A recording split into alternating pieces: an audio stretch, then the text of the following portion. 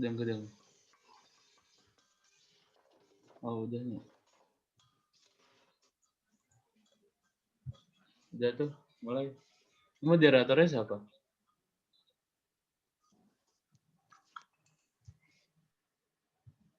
Udah Pak, Dav, moderatorin lagi dong. Dapanya nggak bisa. Oh, nggak Sama bisa orang ya? aja nggak apa-apa. Saha. Saya. Auzi. Uji, ya udah boleh Pak Uji. Assalamualaikum warahmatullahi wabarakatuh. Pada kesempatan ini, kelompok 9 akan mempresentasikan tentang lembaga keuangan bukan bank, yaitu tentang koperasi. Pada kelompok 9, dipersilakan. Ya, Assalamualaikum warahmatullahi wabarakatuh. Di sini saya Erza dan Fahmi akan menjelaskan tentang koperasi yang sumbernya diambil dari Langgeng Ratnasari 2012. Mengenai icon-iconnya, di sini kami akan membahas tentang definisi, terus sumber dana koperasi, jenis-jenis koperasi, keuntungan koperasi, dan pendirian koperasi.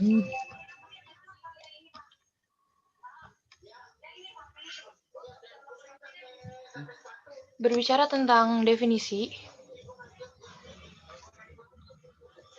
koperasi merupakan suatu kumpulan dari orang-orang yang mempunyai tujuan bersama yang bertujuan untuk membangun anggota yang memerlukan bantuan baik berupa barang ataupun pinjaman.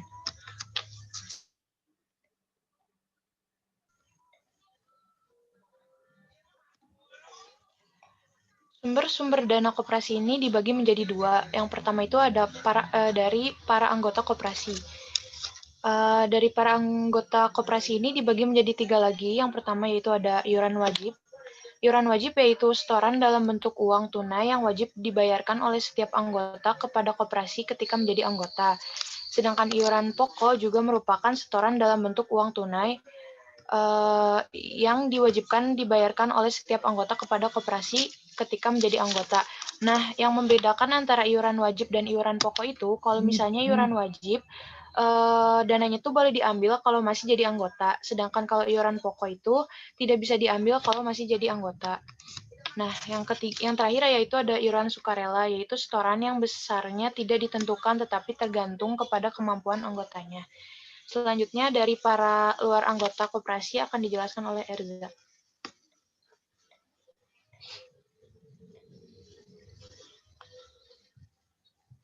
Ya, selanjutnya itu dari luar koperasi.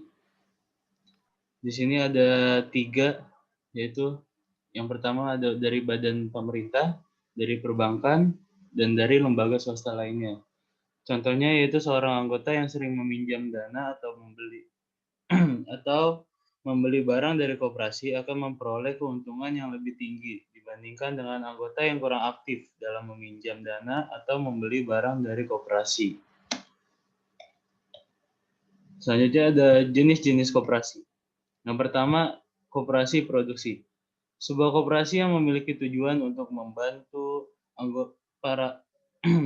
usaha para anggota atau melakukan usaha secara bersama-sama. Koperasi ini melakukan usaha produksi atau menghasilkan barang-barang yang dijual di koperasi adalah hasil produksi anggota koperasi. Bagi para anggota yang memiliki usaha dapat memasok hasil produksi ke koperasi. Contohnya berupa hasil para petani, peternak sapi, pengrajin, dan lain-lain. Yang kedua ada koperasi konsumsi. Koperasi konsumsi merupakan suatu koperasi yang menjual berbagai barang keperluan pokok untuk para anggotanya. Harga barang atau produk dari koperasi biasanya lebih murah dibandingkan harga di pasaran. Sebagai contoh, koperasi menjual beras, telur, gula, tepung, kopi, dan lain-lain. Lalu yang ketiga ada koperasi simpan pinjam. Koperasi simpan pinjam adalah suatu koperasi yang kegiatan usahanya menghimpun dan menyalurkan dana kepada para anggotanya dengan bunga yang rendah. Koperasi ini disebut juga sebagai koperasi kredit di mana pengelolaannya dilakukan secara mandiri dan demokratis, serta para anggotanya bergabung secara sukarela. Ada juga yang menyebutkan koperasi simpan pinjam adalah lembaga keuangan non-bank yang memiliki kegiatan usaha menerima simpanan dari anggotanya dan memberikan pinjaman uang kepada para anggota dengan bunga rendah. Contohnya koperasi unit desa atau KUD, koperasi serba usaha atau KSU, dan koperasi pasar. Selanjutnya ada yang keempat, koperasi serbaguna.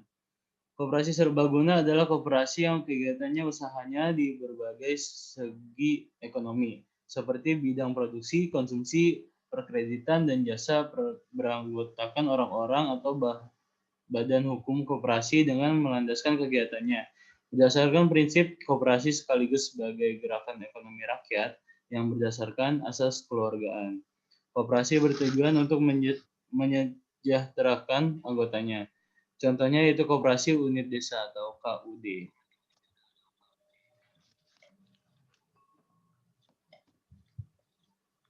Ya, selanjutnya akan dilanjutkan oleh Fahmi.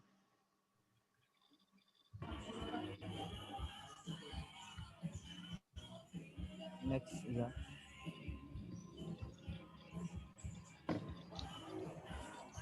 Keuntungan koperasi.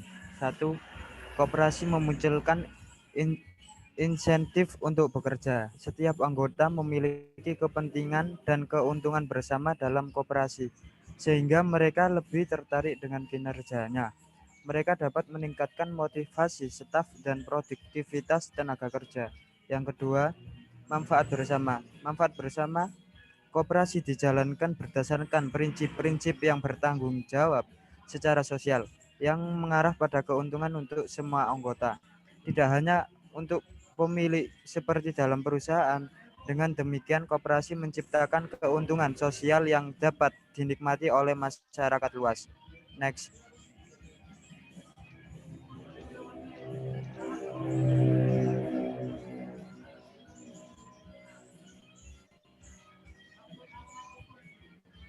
Yang ketiga, masing-masing anggota memiliki kekuatan pengambil keputusan yang sama. Anggota memiliki hak untuk menjalankan koperasi. Ada sistem demokrasi karena anggota memiliki hak suara yang sama. Kesetaraan ini dapat memacu komitmen dan motivasi anggota. Yang keempat, dukungan publik yang besar. Keuntungan lain dari koperasi adalah bahwa cenderung ada dukungan publik. Orang-orang ingin membantu koperasi sukses karena mereka percaya pada ini akan menghasilkan kemakmuran yang lebih luas. Next.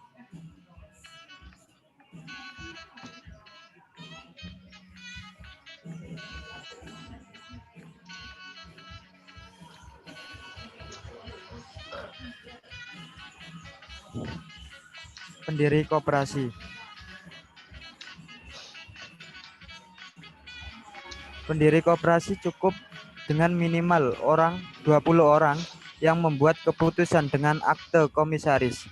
Kemudian dikirim ke Kanwil Departemen Koperasi untuk mendapatkan pengesahan.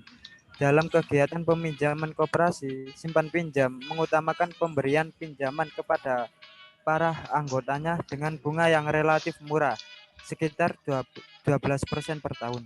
Besarnya pinjaman biasanya dibatasi sampai jumlah tertentu, mengingat banyaknya anggota koperasi, sedangkan dana yang tersedia terbatas. Next, Za. Udah. Cukup dari kami kelompok 9. Kurang lebihnya mohon maaf. Assalamualaikum warahmatullahi wabarakatuh. Waalaikumsalam warahmatullahi wabarakatuh.